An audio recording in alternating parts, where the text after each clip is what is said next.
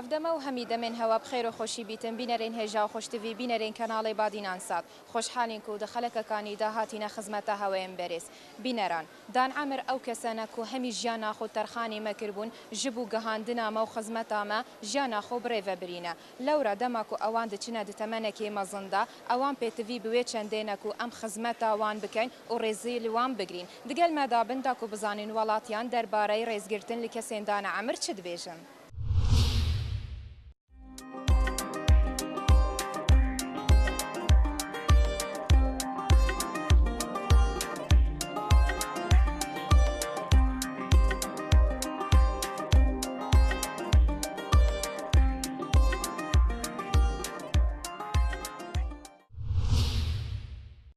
چەند گرنگە ئەم دژیانە خۆدا ڕێز لە کەسێن بەتەمەن بگرین وڵا زۆرت کو باشە کو ڕێز دەداک و باب دەگری ئەوش باشە ڕێز لە کەسی بەسەڵات و بگری باش ڕۆژەکە بۆیەتە هاری کاریا کەسێکی بتەمەن کردیا لە سەرجادەیان ژیر ناو بازاریدا بەڵێ ئەوچی بێتە بەرچاوتەر یارمەتی شتیوایە دەدەی یعنی ئەوە نەبرێ مسلمان بەگشت یارمەتی پیر و بەسەڵات چۆن دەدا دیتناتە کۆمەلگامە گەهشتە کۆمەلگەهەیە کوردی گەهشتی ئەوڕادەیەک و هاریکاریا کەسێن بەتەمەن بکەن یان ڕێز لەوان بگرن بەتاکید ینی لەناو کۆمەلگای کوردی و ئەشتشتەوە زۆر با ینی زۆر یارمەتی بەسەڵات چۆن دەدا کۆمەلگە هەمەیە کوردی گەهشتیا ڕادەیە یان ویاسک و ڕێز لە کەسێن بتەمەن بگریتن دیتناتە ئەوە طبعاً لە ئاینی ئیسلام و لە کللتوری کوردی خۆمان ئەو ڕێزگرتنە هەر هەیە هەر لە کەونەوە هەر هەیە ئەوە یعنی توانی بڵێ لە توراسی هەولێر و خصوصاً هەولێر یعنی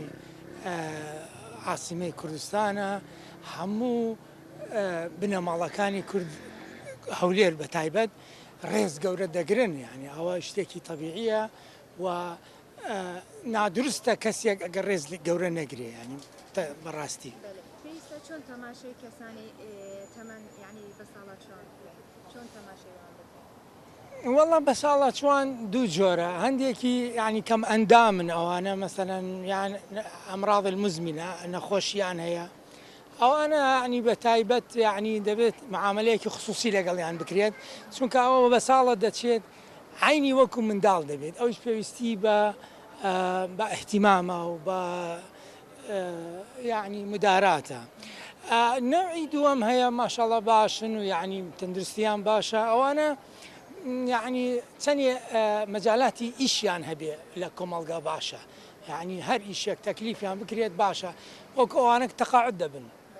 دانانشن یعنی ئەگەر مامۆستا بێ تەماشا دەکەی لێ قوتابخانە ئەهلیەکان دەدات دەرس دەداتەوە چی بەو گەنجانە دەڵێ کە ئەگاڵتە بە کەسانی دانە عامر بکەن دەڵێن تو لەسەر دەمێ بەرێ دەژی یان ئەوە چ عەسرەکە چ قڕنەکە تۆ لێ دەژی طبعاً جیلی ئێستا نەوەی ئێستا ئەوانیش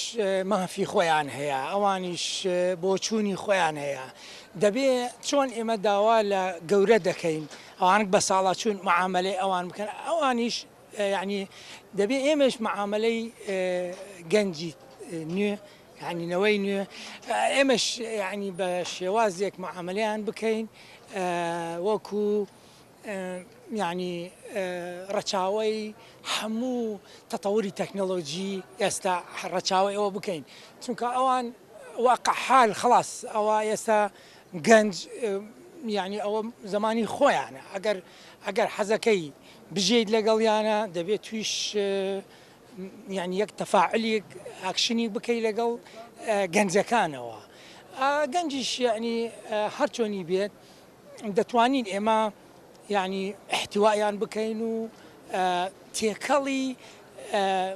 تێکەڵیان ببین بە شێوازێک سوودی هەبێت طبعاً هەموو گەنجێکیش خراپ نییە بەڵام ئەوانێک باسییان دەکەیت شازن کەمن لە مجتەمع خۆی هەر خۆیان لە خۆیانەوە انتقاد خۆیانیش دەکەن بەس هەموو خێر هەیە یعنی لەنەوەی نوێ خێر هەیە چەند گرنگە ئەم دژیانە خۆدا تایبەت و کە ئەم ڕێز لە کەسێن دانە عامر بگرین زۆر گرنگە ڕێزگرتن بۆ هەموو ئینسانێک پێویستە لە گچکە هەتا گەورە چونکە ئەگەر ڕێز و احترام هەبێ حدود هەبێ ژیانیش خۆشتر و سادەتر پێش دەڕوا بەس ڕێز و احترام کە نەما زۆر زۆر با خراپە یعنی زۆر زۆر واجبە بە خصوص ئەوانەی کە گەورەنە بە تەمەنن دڵناسکن دڵیان دەشکێ ئەگەر ڕێزیان لێ بگرین خۆشمان بون محەبەتیان پێ بکەین یعنی مەسەلەن دوای منداڵە گچکەکانیش تەماشا ئێمە دەکەن کە ئێمە گەورەکان چۆن ڕێز بە تەمەنەکان دەگرین لە نەنک و باپیرمان دەگرین مەسەلەن ئەوانیش فێر دەبن لەمەجا ئەو شتە نەسڵ بە نەسڵ دەڕوا مەسەلەن دڵ عەمری شیری هەتا پیری من المهد إلى اللهد مثلا جا ئەوش ڕێز و احترام بۆ جیران بۆ هەموو کەسێک پێویستە بۆ هەموو کەسێک پێویستە جیلی ئێستا وەکو پێویست یعنی ڕێز لە کەسێن دانا ئامرگرتینە یان زۆر کەمە چونکە تەکنۆلۆژیە تەکنۆلۆژی تێدەگەی تەکنۆلۆژی وای کردووە ڕێز و احترام بۆ بە پیرەکان نەماوە پێیان خۆشە پیرەکان فڕەدەن مەسەلەن پاڵیان پێوەنێن بەس ئەوە ژیان ئەگەر پیری تێدا نەبێ گەورە نەبێ ژیان زۆر زۆر ناخۆشە چونکە ئێمە پێویستمان هەیە نابێ هەموو هەرگەنج بین دەبێ پیریشمان هەبێ جا لەبەر ئەوەی زۆر زۆر ڕێز و احترام واجبە لە قورئانیش ئەو شتە زۆر زۆر ئیشارەی پێکراوە کە احترامی والدین مەسەلەن زۆر زۆر واجبە هەتا بۆ هەموو کەس جیران لەسەر ئیش لەگەڵ خەڵک ئیش دەکەی دەبێ احترام بگرێت ناف ماڵانگودا هەیە ناوەڵا بەداخەوە ئێمە هەر بە منداڵی یعنی باپیر و نەنک و ئەوانەمان لەدەست داوە دائیم خەمێکی زۆر زۆر گەورەی بۆ ئێمە نیمانە یەک بەرەکەتە نیعمەتە دەزانی یعنی چونکە زۆر شتێکی خۆشە وەختی ئینسان باپیر و نەنکی خۆی دەبینە لەبارەی ڕابردوو بۆمان دەگێڕێتەوە مەسەلەن ئێمە پەنمە فێرمان دەڵێ مەسەلەن چمان لێ قەوماوە چێ خزممانە ئێستا ئەمەگە باپیرمان ما بە دەمانزانی ئێمە لە چ بناماڵێکین خەڵکی کوێینە مەسەلەن چونکە ئەوان نەماون ئێمە نازانین خۆمان ببینینەوە بەباشی زۆر واجبە زۆر واجبە زۆر شتێکی ناشرین و عیبە ئەوانە دەبێ بزانن ئەوانەش بۆ خۆیان ڕۆژێک پیر دەبن خراپتریان خراپتر بەسەردێ یعنی ڕۆژێکی دەمەوێت مەسەلێکی گچکە بجێڕمەوە ڕۆژێکی کوڕێک لە ماڵی خۆی دایکی لە ماڵ بوو ژنی هەبوو منداڵی هەبوو پیرەداکی لە کۆڵێ کرد کوتی چم فڕێ دەدەم ئەو جار منداڵەکە بە دوای کەوت کوتی بابە چ دەکەی کوتی دەچم فڕێ دەدەم لێ بێزار بوو یعنی پیر ببوو ئەوشتی بابە ئەمیش وا لە تو دەکەمەگە گەورە بووم ئەو جار کابراایەکە ترسا داکەکەی گەڕاندەوە کە من ئەو شتەی نەکەم یعنی من بەداخەوە ناتوانم مەسەلەن زۆر لە نظر شەرعیەت و قورئان و ئەوانە مەسەلەن بجێڕ بەس زۆر لە قورئان لە دینی ئیسلام لە هەموو دینێکی ئیشارە کراوە مەسەلەن بۆ احترام ڕێز و احترام بۆ گەورەکان واجبە ئەرێوەڵە زۆر سپاس بەستخوا ئەوەش بڵێن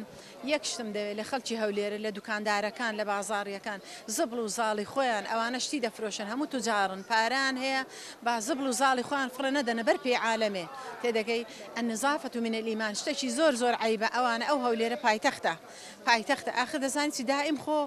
دائم محافظ ناتوانێ بێ شارەوانی ناتوانێت بێ ئەو خەڵکە دەبێت بۆ خۆی دەبێ ئاگای لە خۆی بێ بۆ خۆی ئاگای لە پاک و خایانی خۆی بێ آخر یعنی چی دەڵێ ماڵم خاوێن بێ زبڵەکەی فرەدە بەر پێی خەڵکی ئەو هەموو نایلۆن و کارتۆنە یعنی زۆر شتێکی ناشیرنە بۆ هەولێر بۆ خەڵکی بۆ ئەو دوکاندارەکان زۆر پیسن. شێوازی تەماشاکردنی ئێمە بوو کەسانی بەتەمەن پێویستە چۆن بیتن؟ وەڵای پێویستە بە هەموو شێوازێک ڕێزیان لێ بگرین چونکە ئەوان تەواوی تەمەنی خۆیان بۆ ئێمە سەرف کرد بۆەوەی ئێمە پێ بگەێنن ئێمەش دەبێت ڕێز لەوان بگرین بۆ ئەوەی ئەوان هەز بەوەکەن کە ماندیبوونیان بەلاژ نەڕۆیەکە ئێمەیان پێگەیاندووە. ئەو گەنجن تەمەنێتە تا دیتی ناکۆ کەسێک بیتن ڕێز نەگر بیتن یان گاڵتە بە کەسێکی بە ساڵات چۆکر بیتن بەڕاستیەوە شتێکی غەڵەتە. واللهی من نەمدیوە تا ئێستا بەڵام ئەوە شتێکی زۆر غەڵەتە کە ڕێز نەگرتن لە کەسی گەورە یعنی هەیە کەمە یان زۆرە چۆن واللهی لە خواوە زیادوێت تا ئێستا کەمە ئارە واللهی چی دەکەن واللهی من پێیان دەرێم ڕێزیان لێ بگرن چونکە ڕێز نەگرتن شتێکی باش نییە بۆ هەموو تەمەنێکن جا خاستە ناگەورە. تەمەنج بلی دەی کاتەیان بابێتە پێتوی بوو تو هاری کاریاوی بکەی هاری کاریاوی دەکەی ئەی چۆن جا هەر ئەی چۆن والله من هەموو کەسێک وەکو دایکی خۆم دەدینم کە بەتەمەەن بێ ئامادەمە هەموو هاوکاریەکی بکەم. بەڵێ ڕوویداوە ڕۆژێک یەکێکی بەتەمەەن لە تەمەنی دایکم بوو جلیکانە نەوتێکی پێ بوو زوو ئەم بەخۆم جلیکانە نەوتەکەیم بۆ هەڵگرت هەتا گەیانمەوە ماڵ.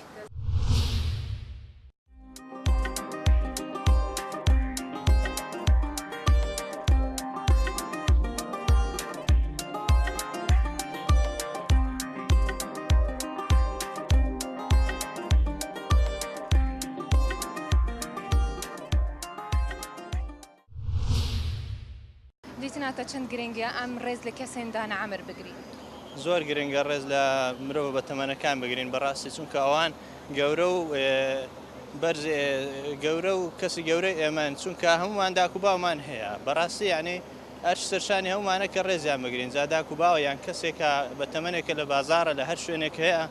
کاسبکارەیان لە شوێنێک دانیشتووە یان لە مزگەوتیان لە هەر شوێنێکە هەرچی هەمومانە ڕێزی بگرین چونکە هەمومانەوە و کەسوکاری ئەوانین بەڕاستی یعنی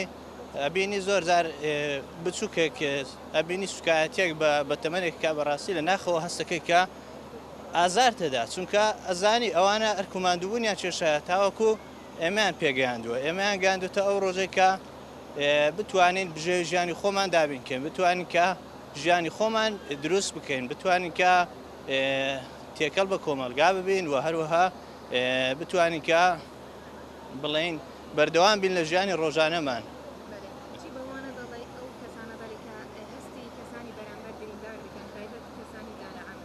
بەڕاستی ئەوانەی ئەو سفەتەی ئەکەن ئەو ئاکاریان هەیە ڕۆژێک لە ڕۆژان خۆشیان ڕوبەڕووی ئەو شانە ئەبنەوە چونکە ژیانی مرۆڤ وایە کە شتێکێکی غەڵەتێکەکەی بەرامبەر یەکێک حتمما ڕۆژێک لە ڕۆژان بەخۆشە تووشی هەمان غەڵەت ئەبیەوە تووشی هەمان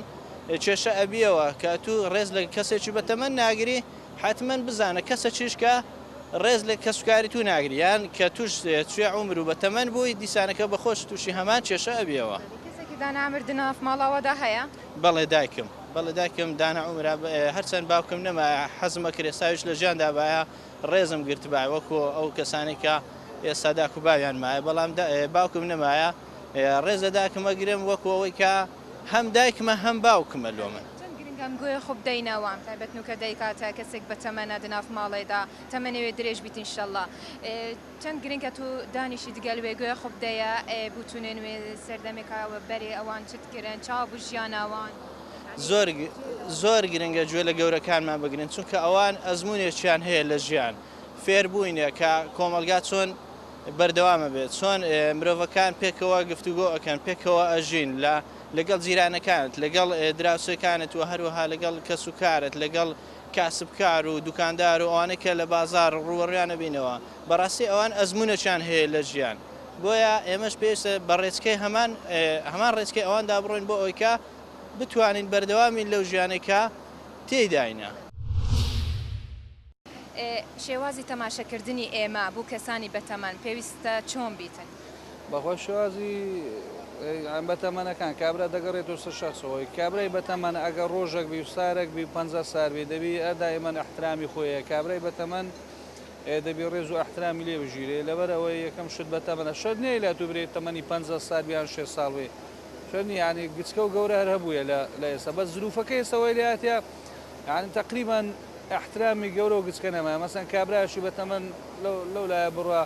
لۆ بەربوونەوەی شتێک قسەی غەڵەت بکاتن کابرا بەتەمەنە مەسەن 50 سارە 6 سارە لۆە مەسەن کابرایشی من گەنجم ینی لە من گەنجتر 17 سارە لۆیە لە کابرایشی بەتەمەن قبول نەکا دەگەیم ئەزە ئێستا کابرای بەتەمەن هەنەک برێمی لە 56 ساروی کابرا ئێستا بەشق سوخم کابرا دوو ڕۆژتە ڕۆژ لەم گەورەتربی ئەگەر مانگ یعنی سعاتش لەم گەورەتربی احترامی خۆیارەیە کابرای بەتەمەن هەر بەتەمەنە ئەگرێتوەگە ڕێز هاتو ئەگەر ڕێزت لە گەورەی گرت ئەو ڕێزت لە خۆت گرت چونشی تەبعاان ئەمەش بەتەمەن دەبین بابمانەیە داکمانەیە برامانەیە یعنی هەموو شتێک دەگەڕێتەوە سەر خۆمان ئەگەر مەسەن من سبەینێ ڕێز و احترامم لە کەسەشی گرت کابرا بەتەمەن بوو کابرا لە بابی میش دەگری لە برا گەورەی میش دەگری ینی لە خۆم دەگرم ئەم ڕێزم کە لە تەمەنەشی کرد وارز لە خۆم دەگرم دیتناتە جیلێنوکە سەردەمێنوکە ئێوەکی و پێدەوی ڕێز لە کەسێندان ئەمرگرتینە یاننا بەڵێ اعتیادی لەگەڵێشن احترام و ڕێز وانە فرە مهمە بۆ تربیەی ئوسرات چونکە ئوسرات تەسیرێکە لە مجتەمع تەسیرێکە لە وڵات کامل فئێمە توانین دایمە دایک و باوک تەسیر و تەرکیز لەبان احترام بکەن و ڕێز باوک و دایک بکەن چونکە جیل لە دوای جیل ئەتیە ئەگەر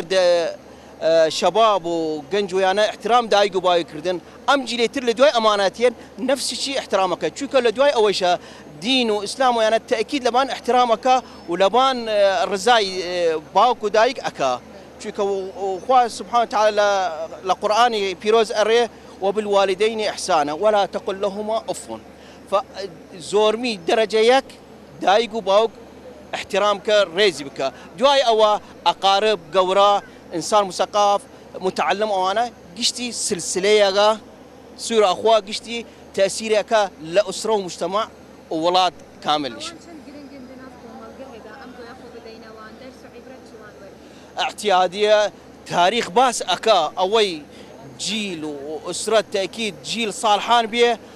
مجتمع تطورك دولة ورا حضارة أشي ورا تطور أشي دواي أو أجر احترام وريز اجتماع نما لدايق وباوق وقورا وأنا جيلك متفككة وأبيه تقاليد ديرو أكريه خلافات أبيه تأثيرات سلبية أبيه دائما دوني دولة تطورنا أكا مجتمع تطورنا أكا شوكا أساس تطور وعلم المجتمع احترامه وريز وأمانة سالم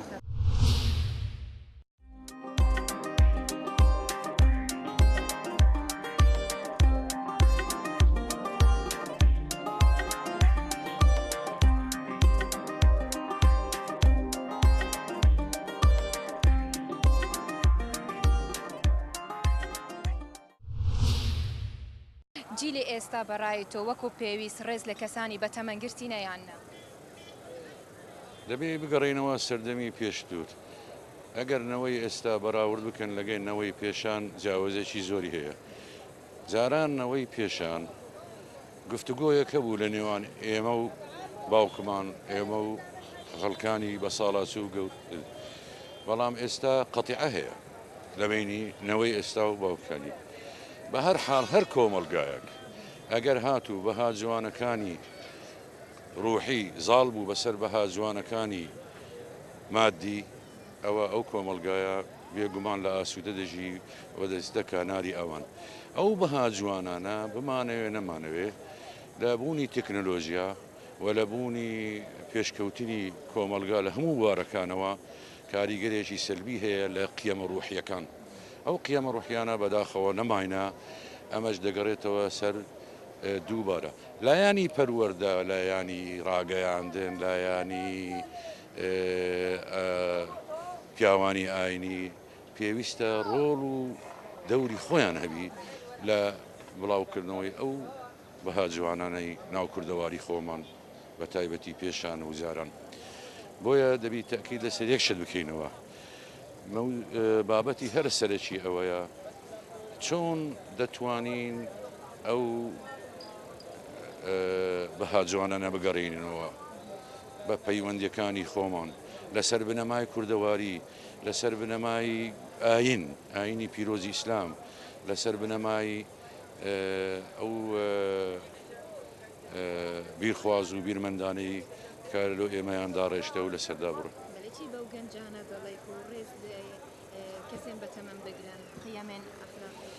پێویستە لەسەر ئەو گەنجانە بە پلەی یەکەم ڕەچاوی ئەو خاڵە بکەن کە ئەوانیش ڕۆژێک لە ڕۆژان دەکەون ناو تەمەنە ئەوە شتێکە و مەحالی تێدا نییە لەبەر ئەوەی ئەو بە تەمانانە خاوەن ئەزمونن خاوەن ئەزمونن و خاوەن پێداویستی زۆریان هەیە لە ژیان و قاڵ بووینەوە تێگەن لەبەرەوەی ئەگەر هاتوو گوێڕایال بوون و ئەگەر هاتووش ئەوانە بەگوێی وانەیان کردەوە ئامۆژگارەیان وەگرت ئەوە بێگومان بازدانێکی گەورە دەبی بۆ کۆمەلگا دێتە سەر ئەساسی خۆی بە حەقیقەتی خۆی ئەگەر نا شتی تڕ و دەدا نابیرەسی زۆر باشە ئینسان جێ لە خۆی گەورەتر بگری باشە ڕێزی مقابلی لە خۆی گەورەتر بگری باشە بابرین هەرچەند بە قسەی گەوران بکەیت ئەوانێکی بەتەمەن دنیا دیتەنە زیاتر دنیان لە ئێمە زیاتر دیوە پرس و ڕێی بەوان بکەی باشە جێ لەوان بگری باشە یعنی هەرچەند ڕێز لەوانە بگری هێشتاکەمە بەڕاستی ئەزمونەشی زۆریان هەیە لە وەزعیدا ئەوان دەزان یانی بخۆیان باشتر دەزان لە ئێمە دنیا دیتەنە بابرین بە کوردی خۆمان دنیا دیتەنە ئەوان زیاتر دنیا دیوە ئێمە گەنجی ئەو سەردەمە بەڕاستی هیچ نازانی یعنی بۆ دەرەجەی دەبێ لەوانەوە فێربین زۆرش لەوانەوە فێربین بە قورئان نماوە سەردەمە نماوە هۆکارەکە چییە؟ هۆکارەکەی نازانم دنیا تەکنۆلۆژیا بە خۆت بووە یعنی ئێستا گەنج احترامی بابی خۆی ناگری برای خۆی ناگری خەتی مقابلەکەی ناگریتن کەواتە ئەگەری با و برای خۆی نەگرت ئامادە نییە بەرامبەرەکەی بگری یعنی ئەو لەکنەم ئەو پەری بێڕێزیە تەبعاً چەندی مقابلەکەت ڕێزی لێ بگری لە خۆت گەورتربی ئەوەندا بە قەدر و قیمەتت دەبی لە خۆتەوە وەڵڵاهی پێویستە ئەوە ینی برم چ بکەن باشە وەڵڵاهی ئەو شتە تازە زەحمەتە محالە زەحمەتە محال ینی دنیاکە ئاوایلاتیە بەدەستەمە نیە سەردەمەکە ئاوایلاتوە ئەخە زۆری دەوێت داجان زۆری دەوێت ئەو وەزع زۆری دەوێتن ینی وەختەی باشی دەوێتن دەبی بەرنامەی لە بۆ دابڕێژی بەرنامەی لە بۆ دابنێوە ئەو وەختە دەبی لە ماڵی خۆی ئینسان دەست پێ بکاتن لە عایلێ خۆی دەست پێ بکاتن لە عایلێ خۆی ئەو شتەی پەروەردە بکاتن ئەزەل ناو بازار و لە دەرەوە دەتانی مقابلەکەی ڕێژی بگریتن تجارە دناف بازاریدا کەسێک بتەمەندیتیەک و پێتوی بە هاریکاریە بیتن ئەو کەسێن بەرامبەر هاریکاریە ئەو کەسە بتەمەنە نەکردووە بە دەگمەندی و شتا نەمدیوە خەت خۆی لە خەت دەدا یەکسەر دەڕواتن دەر علاقم پێدا نییە ینی خۆی لە خەت دەدات هیچ تداخلی ناکاتن زۆر پێدەک دەسم وەرێ وەڵڵا حەزم لێ مقابلەکەی مثلا کابرا بەتەمەنە ڕێزی لێ بگری یارمەتی بدەی پێویستی بەشتەشی بوو لە بۆی بکەی ڕێنیشانداری بی شتە زۆر باشە ئەمە زۆر یارمەتی خەڵکم داوە ئەرێ وەڵڵا ئەم بەخۆم جاروێ شفێری تەکسیمە ئەگەر بزانم بەسەر جادە وەستاوە یەکسەر بەخۆم لە بۆی ڕادەگرم احتیمالە دەرم پارەی پێنیە یان بێتاقەتە لەبەرەو شتانە تۆ وەکو گەنجێک بریتنا چەند گرنگە ئەم ڕێز کەسێن بتەمەن بگرین گوێ خۆ بدەینەوان بوو چوونێنوان ڕێزی وان بگرین بەڵێ من وەک گەنجێک ینی دەمێ قسە لەسەر ئەوە بکەم کە بەتایبەتی ئەو جیلەی ئێمە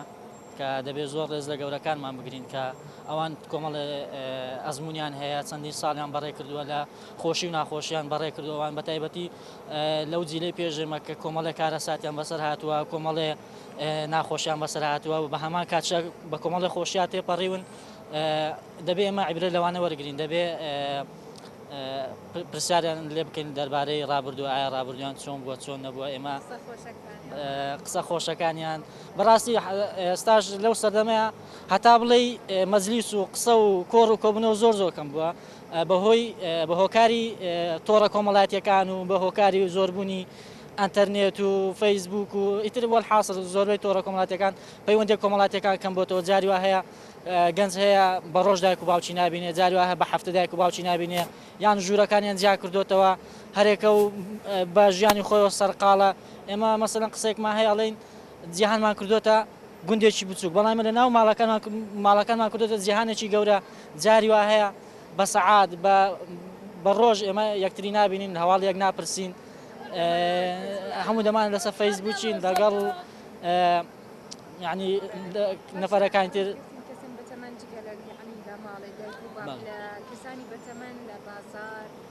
طبعا لە هەر شوێنە بێت تۆ دەبێت لە ماڵەوە دەست پێ بکەیت ماڵەوە ڕێز لە دایک و باوکت چەند بگری هێشتان کەمە چکە ئەوان دوو دیارینە کە دووبارەیان نابنەوە هەروەندە خوا نەخواستە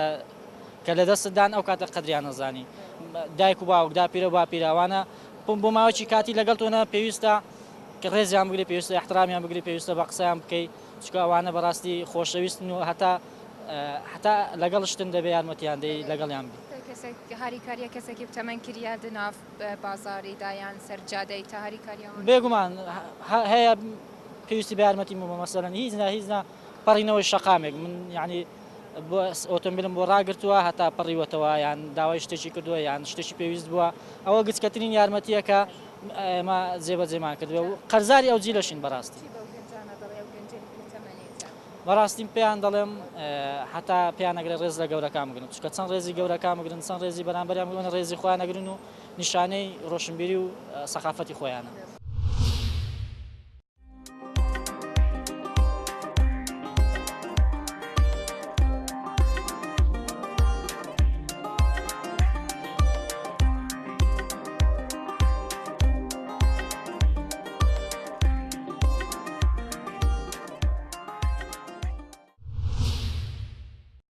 بینەرێن هێژا خۆشتوی ئەڤێن هەوا دیتین چەندین بوو چۆنێن وڵاتیان بوو وەکو ئەوان دەبێژن کو پێتڤە گوێە خۆ بدەینە کەسێندانە ئەمر و ڕێز لەوان بگرین و ژ ئەزمونێوان فێر ببین ئەلڤێرەژی ئەم گەشتینە دیمایکا خەلەکا vê hefteyê heta hefteyeka dî û babetekî dî ji bernamê derbarîn bi mînişat xatira hewa.